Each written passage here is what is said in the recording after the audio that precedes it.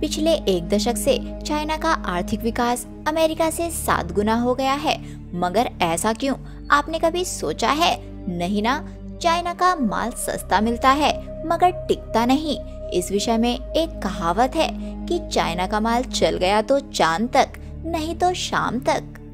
चीन के बारे में ये बात कम लोग ही जानते होंगे कि चीन नकली माल बनाने और उसे बेचने में सबसे आगे है। चलिए चीन के बारे में आपको कुछ ऐसी बातें बताते हैं जो शायद आप नहीं जानते हैं। मैं वंशिका राजपूत, आप देख रहे हैं हिडन ज्ञान। चलिए शुरू करते हैं। भारत चीन से कई चीजें लेता है मगर ये नकली होती हैं, जिस कारण भारत सरकार इन पर रोक लगा देती है। शायद आपको पता नहीं होगा कि चाइना के जो खिलौने आप अपने बच्चों को खरीद कर देते हैं वो यूज्ड कॉन्डम से भी बने हो सकते हैं। चाइना हर वो चीज को यूज करता है जो खराब हो जाती है। और आपको जानकर हैरानी होगी कि चाइना में नकली मांस और चावल भी मिलता है। चाइना के बारे में एक कहावत मशहूर है कि यहाँ टेबल और कुर्सी को छोड़कर हर 4 पैर वाली चीज खाई जाती है। यहाँ वर्जिन लड़कों के यूरिन में उबले अंडे खाए जाते हैं। चीन में ये परंपरा हजारों साल पुरानी है। इसके लिए लोकल स्कूल से यूरिन इकट्ठा किया जाता है।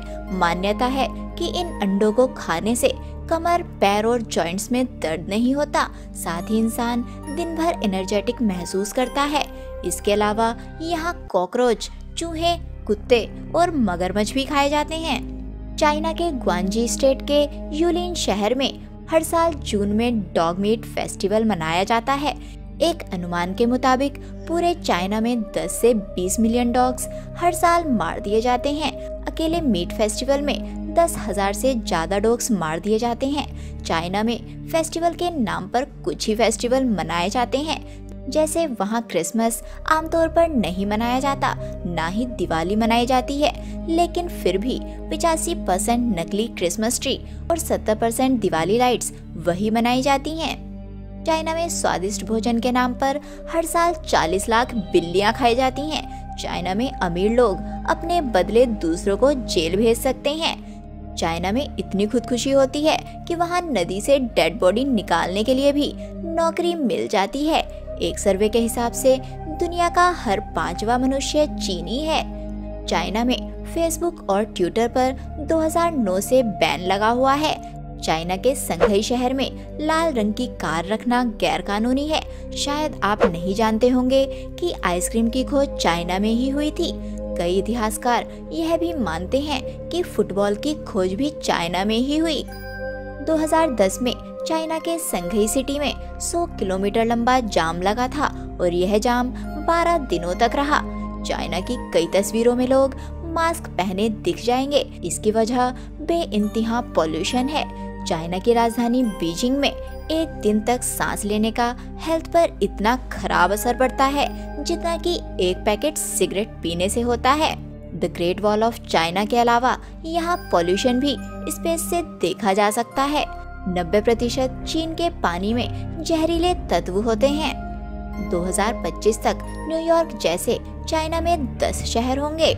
आपको यह भी जानकर हैरानी होगी कि सेक्स टॉयज बनाने में भी चीन नंबर 1 पर है।